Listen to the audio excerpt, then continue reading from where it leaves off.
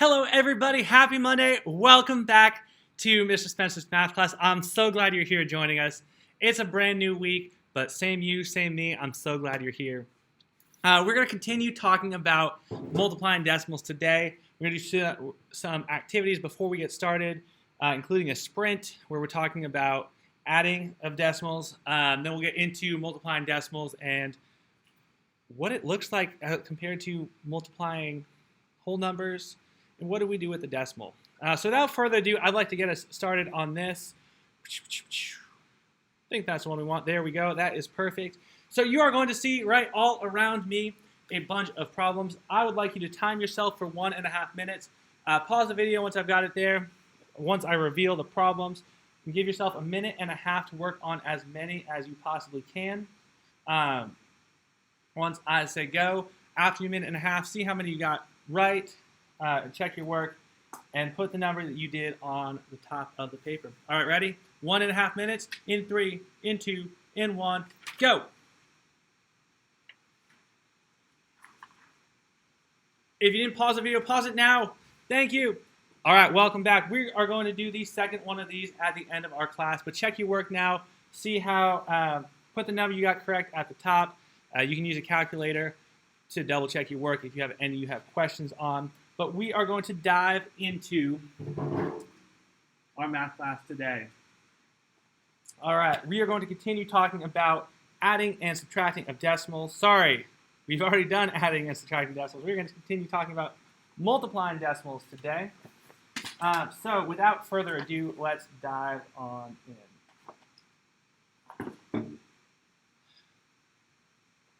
So I'm going to read us a problem, and then I'm just going to write down the math part of it. So, Mr. Spencer loves juice, and I buy 7 juice boxes a month for lunch. Now, each box costs $2.79. How much do I spend on juice each month? Well, I know if I have 7 juice boxes that I buy every month, and each one costs $2.79, I am going to have to multiply 7 times 279.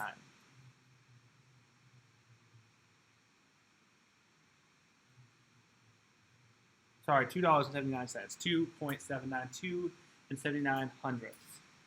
So take your time, pause the video, see if you can solve this problem. We'll come back together and talk about it all together. Awesome, welcome back. So there are a bunch of different methods that you could use to solve this problem. They are all correct, they are all great. You could absolutely add 2 and 79 hundredths 7 times.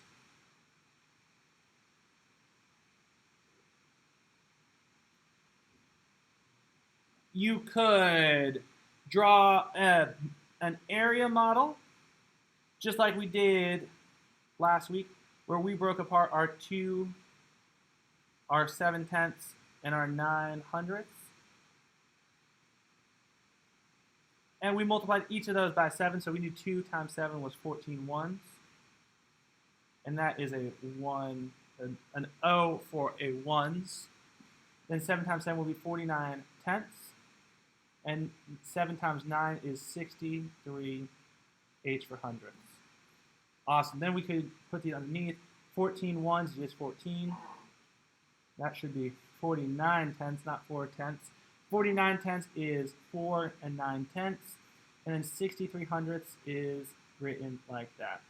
Then we would add up each of those. We'd do 14 plus 4, 9 tenths, and 0, 63 hundredths.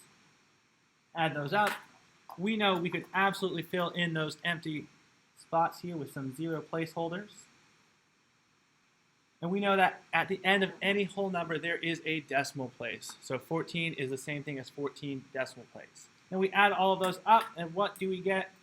0 plus 0 plus 3 is 3. 0 plus 9 plus 6 is 5. Our decimal place always, always, always lines up vertically. The regrouped 1 plus 4 plus 4 is 9, and the 1 plus nothing else is nothing. You have $19.53.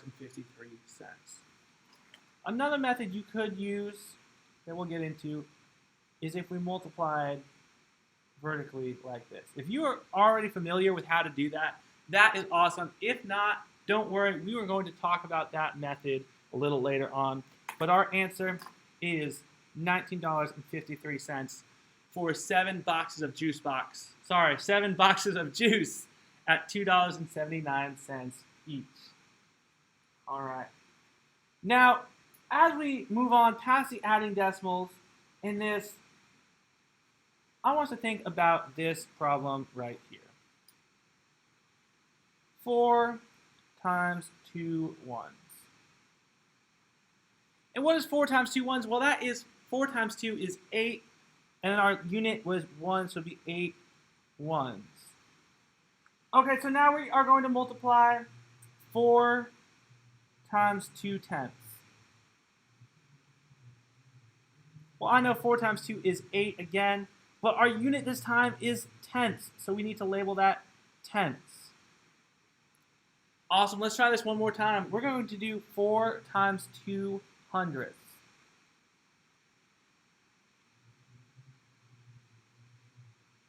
And 4 times 2 is 8, and our label is hundredths. Awesome, and that pattern could continue on and on and on. So what I've noticed is if we are multiplying by a unit, our answer doesn't change, just the unit does. So if we're multiplying a whole number by another whole number, we get the same answer every time. Each of these problems was 4 times 2, and the answer was 8, but the unit was different. We had ones, then tenths, then hundredths. All right. Well, I would love for us to take a look at a more complex problem, and I hope you're ready to join us. So, this problem is going to be 5 1/10 times 6. Now, I know we could make 6 copies of 5 1/10. We could also do an area model, but before we do that, I want to convert 5 1/10 to tenths. So, in order to convert 5 1/10 to tenths, we're going to have to multiply 5 1/10 by 10. What is 5.1? 5 1/10 times 10? Absolutely. It is 51 tenths. We're not changing our 6 at all, but we are going to write the word tenths next to that 51. So now that we have written 51 times 6, we are going to try and multiply this vertically. So I know that you could do 51 times 6. All right, give that a shot, solve it.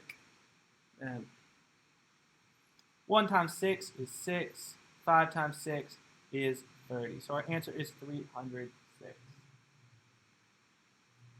Is 306 a reasonable answer if we have 5 1/10 times 6? No. 5 1/10 is close to 5, and I know 5 times 6 is 30.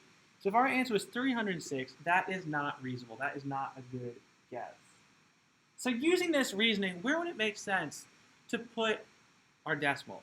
Well, if you just told me 5 times 6 was 30, it would make sense to put our decimal between the 0 and the 6. So we have also, here we multiplied 5 1/10 times 10 to get 51 tenths. So we would divide our answer ultimately by 10. And we remember when we divide by 10, each digit moves one place to the right, or the decimal would move one place to the left. The digits move to the right, the decimal moves to the left. Awesome. I love it. Sounds good. Let's take a look at another problem. I want you to give this problem a shot here. It's going to be our green level problem today. It is going to be 11 4/10 times 4. Now, I want you to give this one a shot, pause it, and then pick up once you have the answer. So pause the video, solve this, and then unpause it once you got your answer.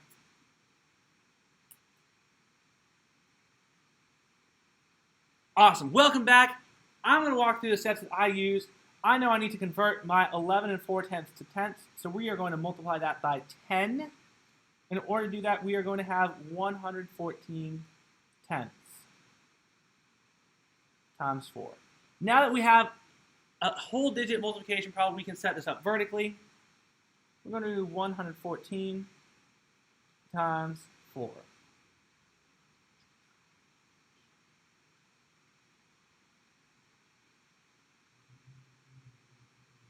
So we get 456 watts, 456 tenths. So then we know that our product or our answer is going to contain 3 digits. They are a 4, a 5, and a 6. But we need to ask ourselves, where does this decimal place go?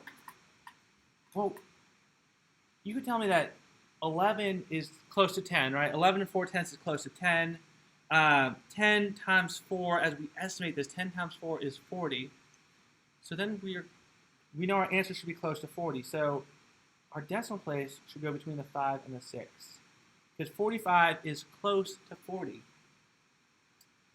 So we also know that, hey, we multiplied this number by 10 to get into tenths. In order to get it into wholes again, or get our ultimate solution, we need to divide the number we had by 10. When we divide it, our decimal place moves 1 spot to the left, or each digit moves 1 spot to the right. Awesome. Well, I would like you to try this next problem on your own, and I will reveal my answer once you have solved it. 7 and 8 tenths times 3. Take a shot to solve this problem. I'll be back in just one moment to show you my answer.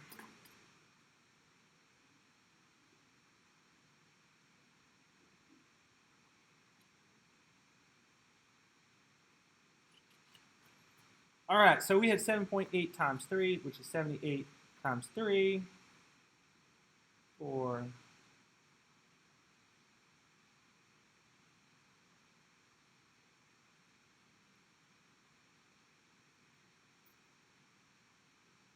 23 and 4 tenths. If you have questions about how to find that answer, oh, that is behind me. That's super awkward. Let me slide that up. 23 and 4 tenths. If you have questions about how we got to that solution, or why your answer is not 234 or 2 and 34 hundredths, which is 2.34, let me know.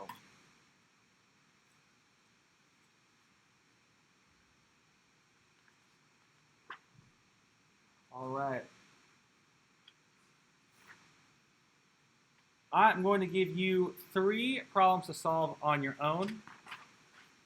And then once you're done with that, we are going to dive into our closing sprint today.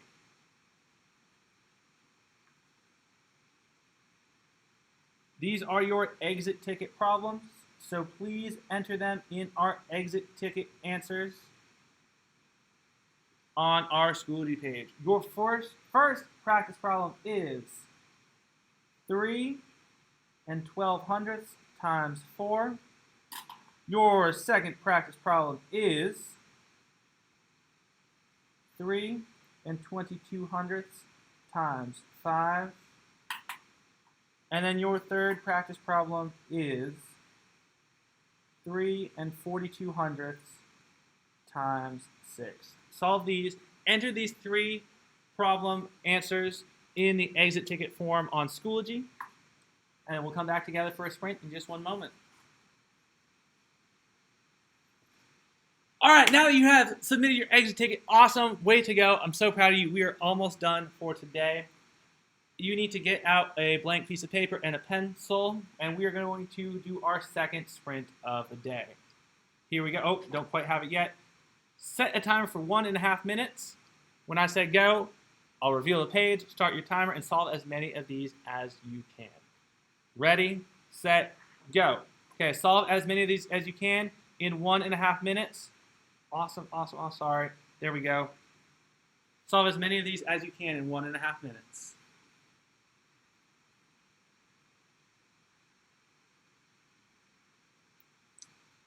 All right, now that your 1.5 minutes is up, if you didn't pause the video, pause it here so you can finish your 1.5 minutes. Awesome job, y'all. Way to go. That is the end of what we are covering today.